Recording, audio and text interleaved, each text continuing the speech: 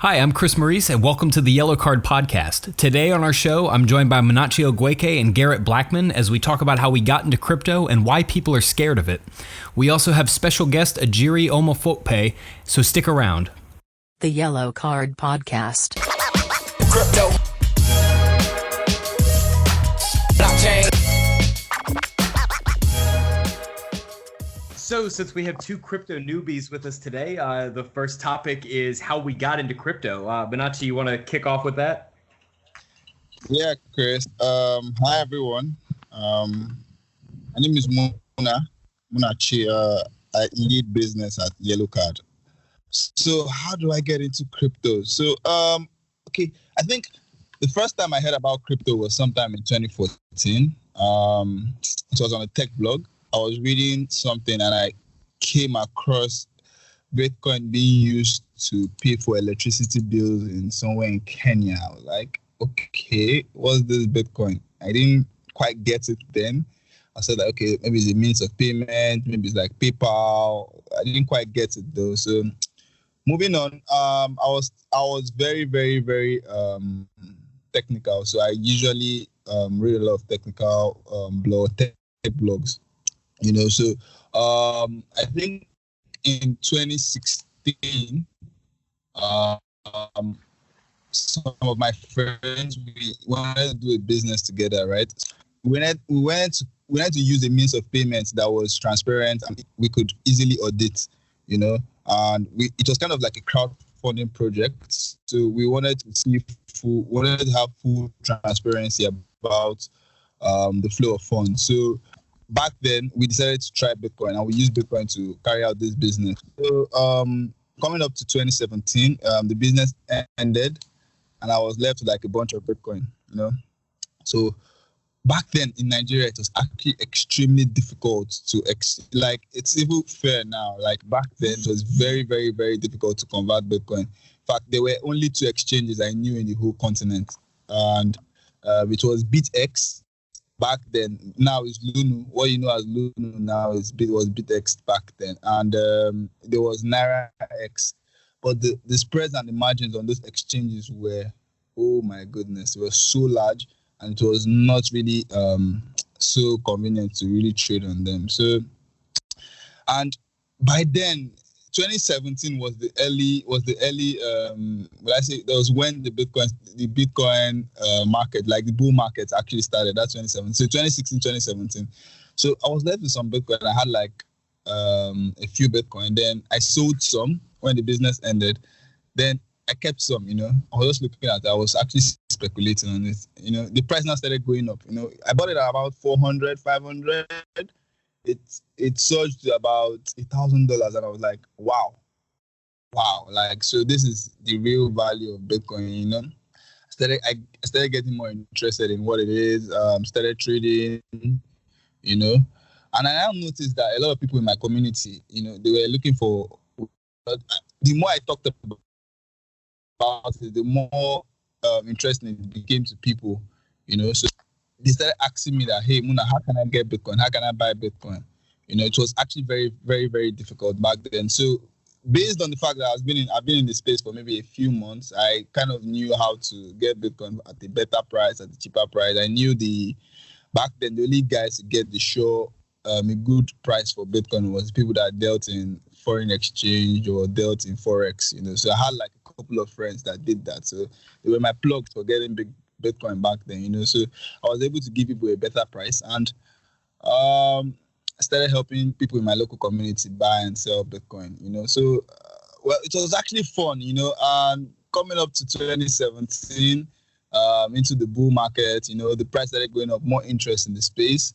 2018 was obviously early 2017, like end of 2017 was actually the top of the market, and back then we had amassed so much interest, especially in Nigeria. There was so much interest in Bitcoin that people were crazy speculating on it. People would just say, hey, can I buy this amount? Like they just wanted to find the easy way of making more money. So yeah, that's how I actually got into Bitcoin. So it's been a fun couple of years. So happy I found it. So grateful I've been here. So I've been in the space for a while now. In 2018, I joined Yellow Card, and yeah, so that's my story. It's like a typical everyone's story, how they got into Bitcoin. Very cool. Very cool. Yeah, no, that's awesome how you found it originally, because it served a real purpose and use for you. So what about y'all, Garrett and Ajiri? So I actually am one of the newbies. I would not have considered myself very much in the crypto space before I came on at Yellow Card. However, I did have experience with it, being a technical person. I must have just graduated high school maybe a year prior, something like that, because the first thing that I had ever seen that caused me to look into this more was, I think I was on some kind of technical subreddit, on reddit.com, maybe build a PC or something like that. And I saw a computer with 4 high-end graphics cards in it. And to me, I knew that there's no display that would, or game that could, require that much GPU power and graphical intensity. So, I started researching this, and I learned in the comments that, oh, this is a mining rig. Well, what's a mining rig? So I went through this rabbit hole of, what is Bitcoin? What is cryptocurrency? And I was interested in the technology, but at the same time, no one really knew, I suppose, back then, its implications that it would have today. So I just thought it was kind of a neat project. Open source, I like that kind of thing. A few years later, I guess I had heard about, Bitcoin's worth actual dollars now, quite a bit actually. I couldn't recall the exact price, but I learned about altcoins then, and I learned about, everyone knows the most popular altcoin today is Dogecoin. So of course I invested heavily into that with my $50 or so, expecting to go to the moon, as they say, and I did not. I think it went down to like pennies or something like that based on when I bought in. So I was like, okay, well, lesson learned. And then a few years back, while I was still in college, I found my private key somewhere that I'd kept it safe. And I was like, oh, this is for my Dogecoin wallet. So I, checked that out. And luckily enough, I had just about $50. The market had rebounded back to that state where I had purchased it at. So I took my $50 out and, called myself lucky. About that time, as I was getting close to graduating college, that's when I met John and joined Yellow Card. So, that's basically where I'm at now. Wow. Garrett, $50 worth of Dogecoin is probably 1 million coins or something. Yeah, you're a millionaire in Doge. I mean, it's all perspective. One Doge equals one Doge, Munachi. Yeah, one Doge is always one Doge. What about you, Ajiri? What got you into the space? What got you interested? Okay, so I was in school, and then one day my high school classmate called me and was like, "Oh, there's this thing I need to tell you. Tell me when you're ready so we can have a long conversation." And I said, okay. And then he went on and on about cryptocurrency and blockchain. And so we had this really long conversation, about 2 hours. And we talked about cryptocurrency. And he was trying to get me to buy TBC, that's the Billion coin. He told me some things about Bitcoin, and I did my research, but it was a lot for me to handle. And then because a lot of people like me got into cryptocurrency as really greedy people, so we're promised that, oh, it's going to appreciate forever. And I did not really understand the technology, and I did not do proper research for myself, and I took all my savings.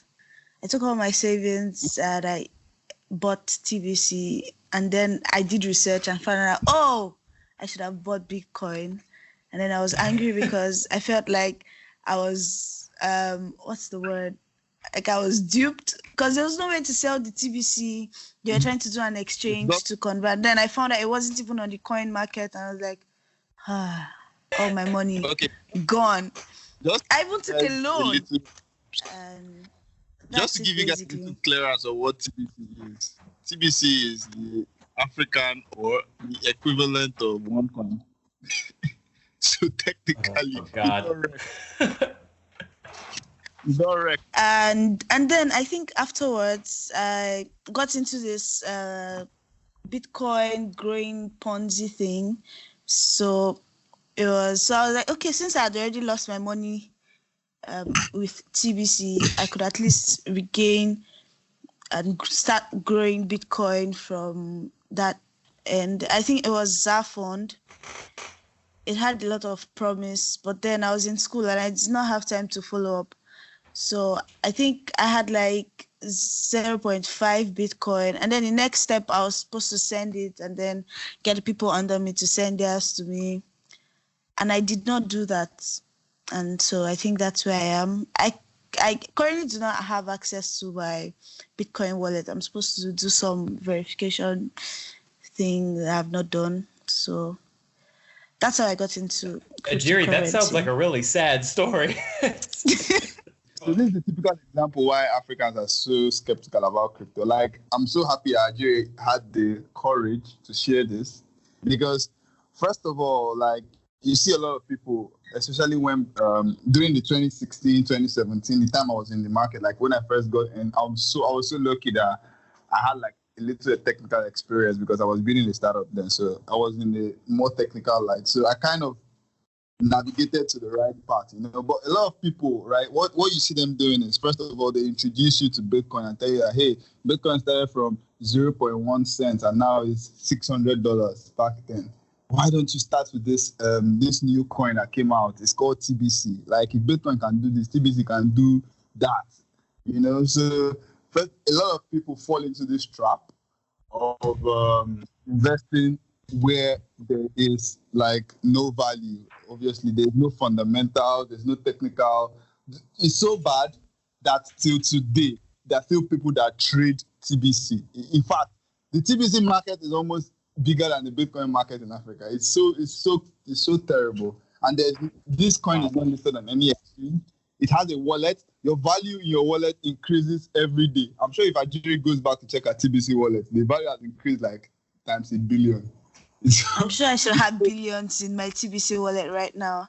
Because I think before I stopped checking, I had, it was almost 2 million naira. That was in 2016. So I should be a billionaire now in TBC. Exactly.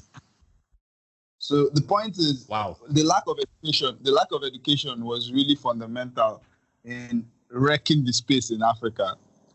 You know, so I'm so happy that she had the opportunity to share this. And, you know, the truth is, even when this whole TBC thing died down, there was the new issue with Ponzi schemes, MMM, and all that. Like, after the first phase of MMM, the next phase was now using Bitcoin as settlement, you know, and it really further destroyed the reputation of Bitcoin in Africa or Nigeria, quote unquote. You know, it now made it very difficult. Right now, if we go and have talks with people from the CBN or go and have talks with people from this the Security Commission or EFCC, the first thing they'll tell you is that this Bitcoin not a scam.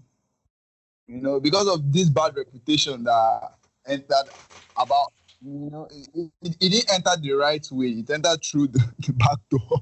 So a lot of people got burnt, a lot of people got wrecked. Even the bear market is never helping issues. So I mean, I'm familiar with obviously OneCoin and TBC and all of the MLM schemes and everything in crypto. I know that we still see a lot of that in Southern African countries that are sort of just getting into crypto. But do you still see a lot of TBC trading and OneCoin trading and everything in a country like Nigeria, where the market is a little bit more, I I guess, developed at this point? Brother, there are still people that are pushing TBC with all their life and all their soul now on Facebook.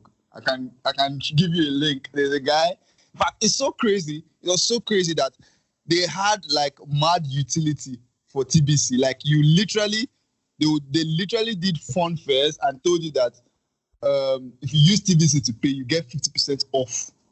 People rush to buy TBC and rush to go and use the TBC for payment. You know, these guys that are pushing this TBC are so advanced. In fact, they are almost more advanced than the exchanges or the people that are trying to do legit things in Nigeria, to tell you the fact. You know, it's just so crazy.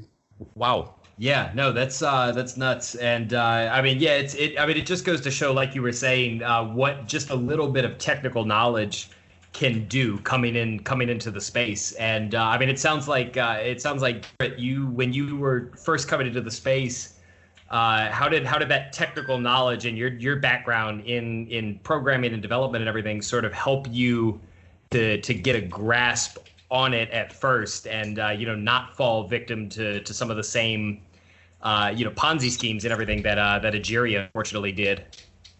Yeah. So for me, really, the company I was working with back then, I co-founded like an e-commerce platform called Varsity. You know, so being in the tech space, it afforded me to get the right type of information, and at the end of the day, information is the right information is actually the key differentiator when it comes to falling into scams or whatever. You know, I had access to good information. I had access to read TechCrunch, Tech Cabal, like the top blogs then. You know, I was reading about all these technologies advancement. I was even on board. I was even well aware of when the Ethereum forked. You know, so I kind of followed the space. I was quite aware with what the blockchain Bitcoin wallet was, and the reason why I had this information is because of I was always like searching for technical or technology related news and stuff. So obviously Bitcoin always falls into that once in a while, and once I read it up, I get a little bit of knowledge, you know. So at the time, to be very honest with you, in Nigeria back then, like this was in 2016, TBC was more popular than any altcoin, like literally so popular that the only two options, or when you hear people talk about cryptocurrency, you're always going to hear BTC and TBC. Only. You're not going to hear Ethereum. You're not going to hear any other altcoin. They're just going to tell you, is either you are buying Bitcoin or Ethereum. In fact, the people that I did the business with initially, after the business ended, some of them sold their Bitcoin and bought TBC. it was that bad. Wow. That's unfortunate. Very unfortunate. Like, there were literally exchanges, people that were converting Bitcoin to TBC. Wow. Man, so I mean, maybe this is just me looking for opportunities here. But what if we created a legitimate coin called TBC and just ran off of the marketing that it already has? Bro, people are going to come to your head and demand their money. I'm telling you. Yeah. I'm going to tell you for a fact, there are people sitting in jail today because of TBC. Wow. Yeah, I guess I was lucky enough to, when I discovered crypto, to have discovered like the actual technology and the blockchain, and that was my main interest, was decentralization and things like that. Like an autonomous system was very cool to me. So actually, luckily, I wasn't as susceptible to these kind of scam coin MLM schemes, just because my main interest was in the technology and the decentralized, currency, that kind of thing. Also, just an autonomous system like Bitcoin was super cool to me. So I think that had I come across something like OneCoin or TBC, I would have been in the clear, just because I would probably be looking into how it worked. Just as a technical person, that would be my interest. And when the technology would be lacking, I would probably raise an eyebrow. Also, just the fact that I had been exposed to many MLM schemes, acquaintances from high school getting into these kind of things. Cutco. Cutco, Avon, Skinny Tea, any of these kind of things where you start your own business from home. If someone wanted to talk to me for an hour about a business opportunity, I would already be very skeptical just because I've been surrounded by it so much. It was very popular in my small southern town to get involved with these kind of things. So, luckily I didn't have any interaction with it at all, so I didn't even have to be tested in that way. But yeah. That's cool. So the truth about the matter is,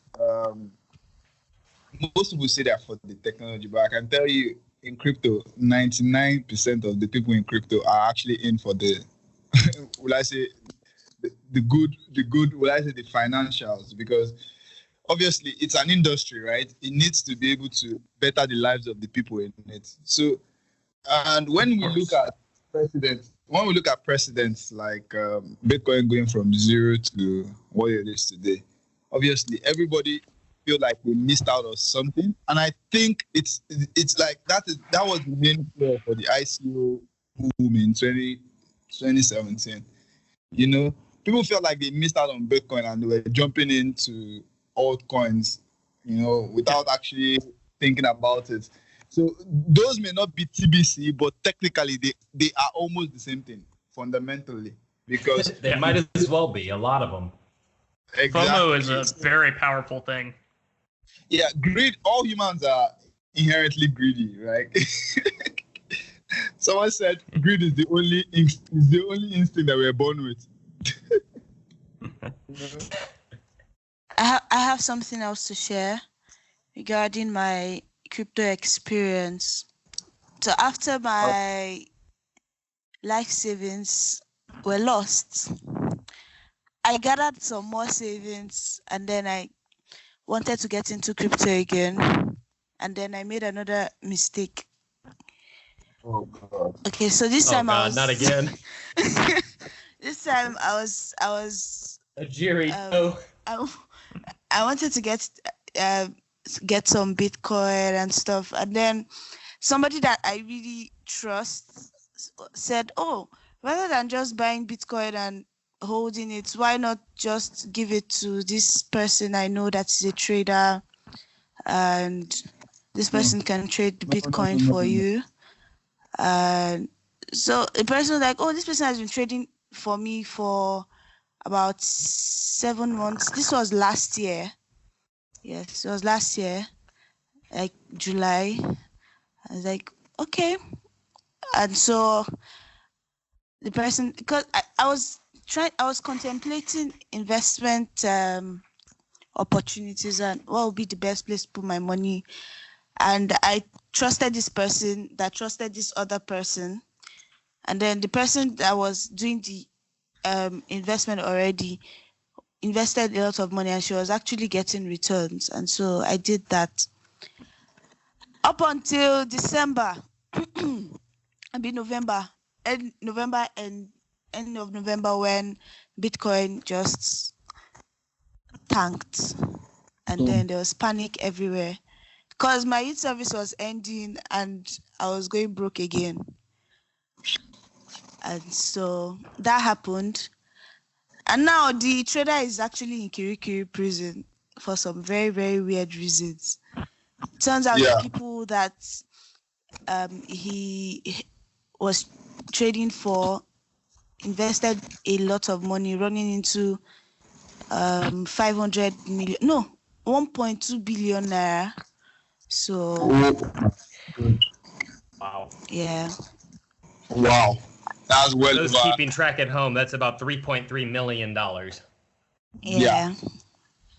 Yeah. And so that's my second terrible cryptocurrency experience. And then I decided, okay, I think I would have to learn about this thing myself and really know what I'm doing before I buy a cryptocurrency.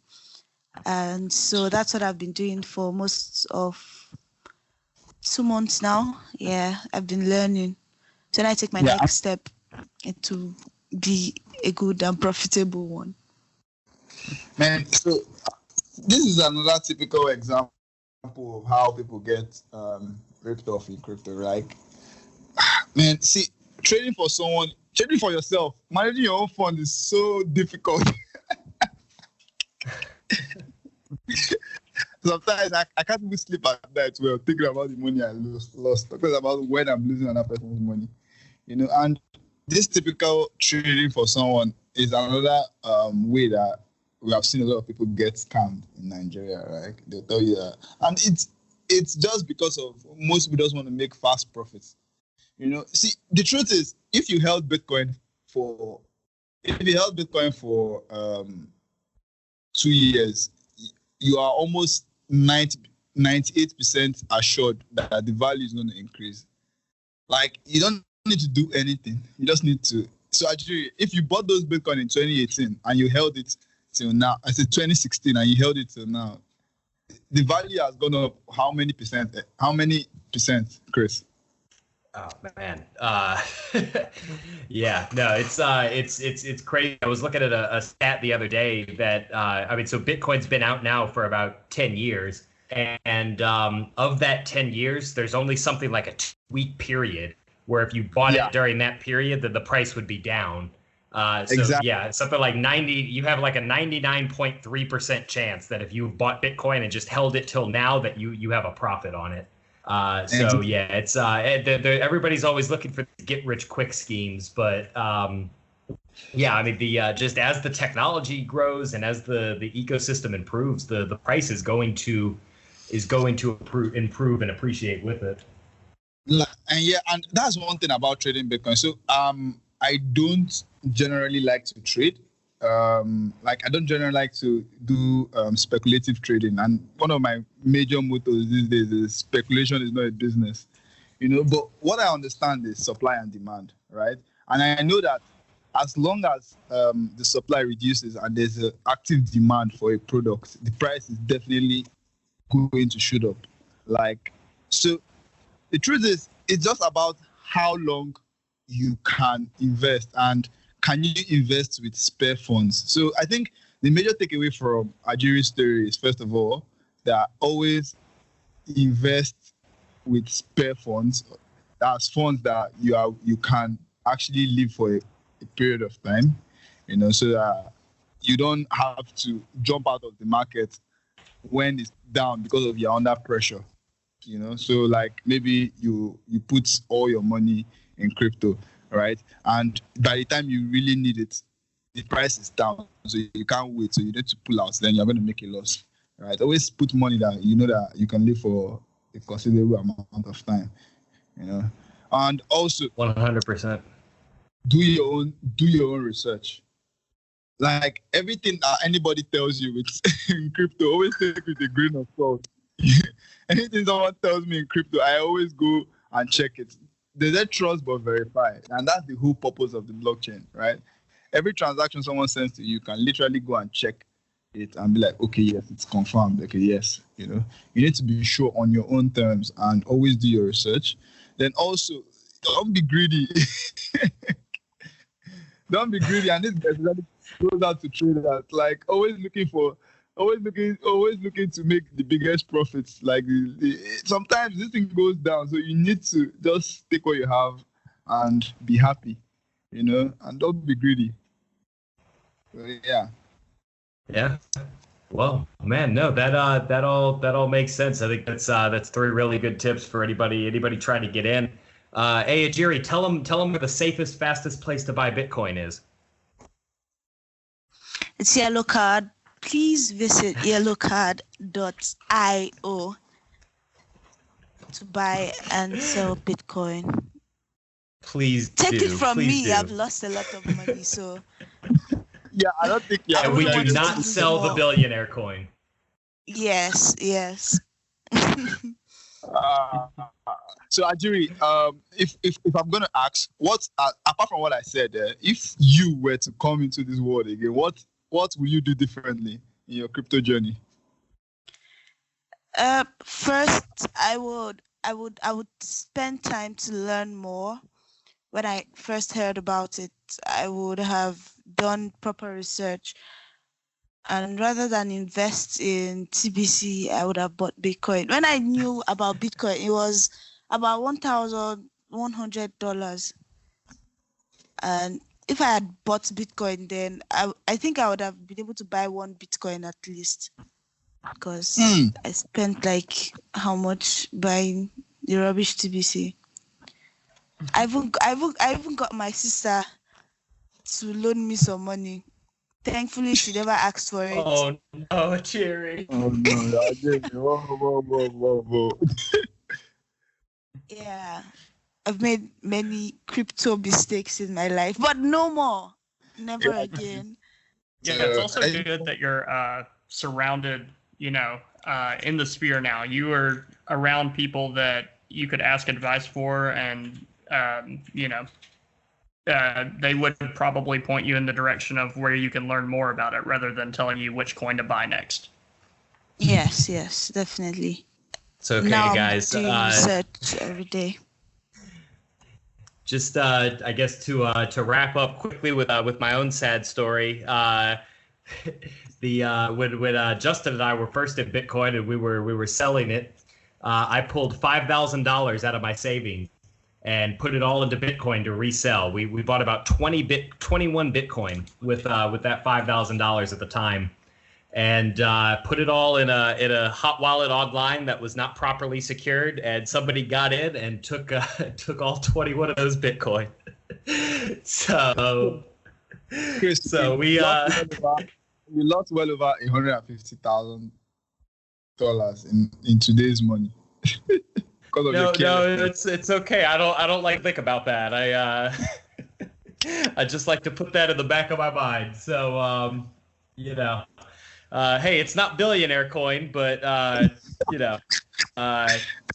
kind of rather have a billionaire coin than nothing at all. It's not called the billionaire coin. It's called the billion coin because there will be a billion of them. Oh, even worse.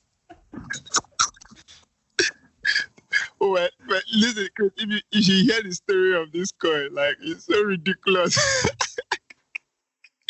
They said the purpose of the coin is that if anybody hold one of the coins, it's going to be like a billionaire or something. It's so crazy. That's why they call it the billion coin. That one is going to be worth $1 billion. Oh, God. I said, when I heard it, I was like, this is the most ridiculous thing I've ever heard. Oh my goodness. It's amazing though, man. It's amazing. I mean, these platforms stick around for a reason. I mean, I had somebody contact me the other day asking to borrow money so that they could invest it, asking to borrow Bitcoin so that they could invest it. And I said, where are you going to invest it? And he was like, oh, don't worry about it, but I'm going to get a 150% return in 3 days. And I was like, well, I mean, if you're going to make that kind of return, like, let me see this website, because there's no way. And I look at it, and it's this crappy website that doesn't even have a SSL certificate. And I'm going through this, and I'm like, man, this is a scam. Like, you're just going to lose your money. And he was like, no, you don't understand. Like, I'm going to make 150% and then just use the profit to invest. And I was like, yeah, that's great on paper, but man, don't do this. Like, Bitcoin's irreversible. It's amazing. I mean, like it's amazing how enticing this can sound to somebody that's not familiar with the market. If all you hear about is how Bitcoin has gone from zero to $10,000, then people just seem to think that the entire market is like that, and that's possible. And I mean that's what's led to BitConnect and all these other platforms. Yeah, so let me tell you a little bit about the only bad experience I've ever had with crypto. Or not bad experience, I will say the time I may have almost lost crypto. So like when I got into crypto, like when I had my first bunch of Bitcoin, like I didn't know what to do with them. Literally, apart from value appreciating, like I was looking at how do I make this more. So before I started trading, the first thing I started was, do you know what they call HYIP, high yield investment programs? So back in the day, they were like ton of them, like so many of them. All you needed to do was just invest like 0.1 Bitcoin. Then they will tell you that you will get like maybe 70 or 150 Satoshi per hour. And literally, the minute you put it in, the 0.1 Bitcoin, you just start getting Bitcoin alerts. Like literally start coming in, like 0.1. So the point is, if you put in like 0.1 Bitcoin, back then 0.1 Bitcoin was not so much. It was like Bitcoin was $0.6. It was 0.6. Bitcoin was $600. So 0.1 Bitcoin was about $60. So you could easily just trade in there, you know. So you start getting like maybe 50 or 1,000 Satoshi per hour. The point is that it's going to run for like 77 days or whatever, and you're going to get maybe a 120% interest on top of that or stuff like that. But the point is, as two things happened actually that actually taught me a very big lesson.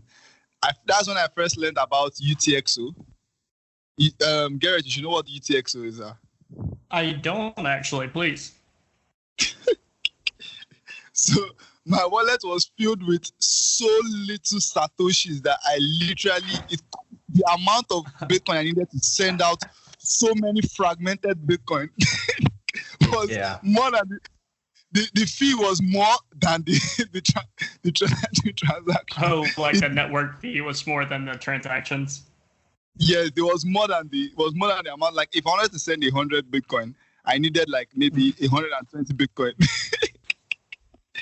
It completely ruined my wallet. Because of all the unused transactions of all these small amounts of Satoshi. Exactly.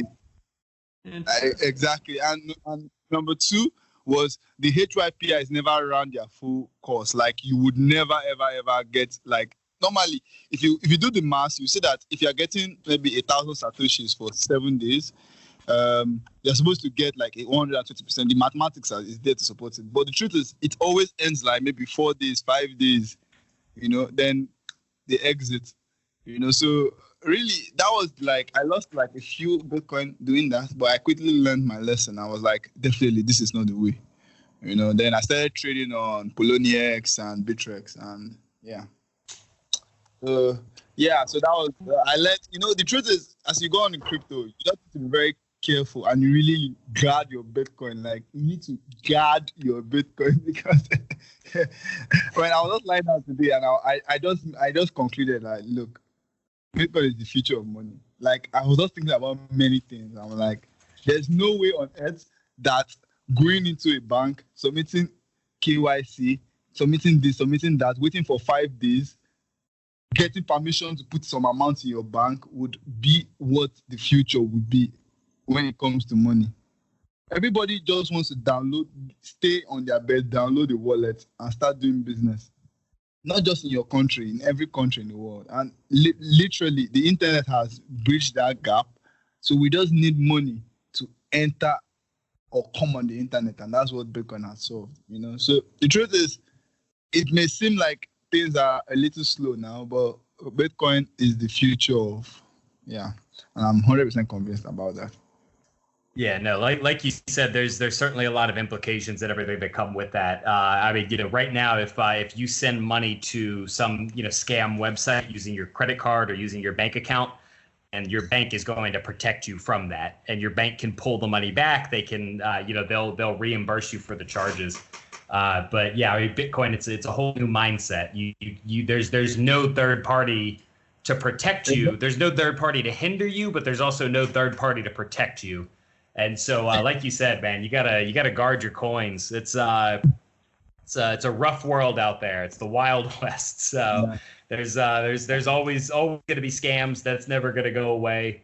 And certainly, as money moves towards more of a decentralized form, it just becomes more and more important to safeguard your assets. That's all for today's episode of the Yellow Card Podcast. Thanks for listening, and thank you to Ajiri and Garrett for joining us today, and Munachi, of course, for sharing some insight. And please join us again next week as we continue to bring you the news from around Africa and the crypto sphere.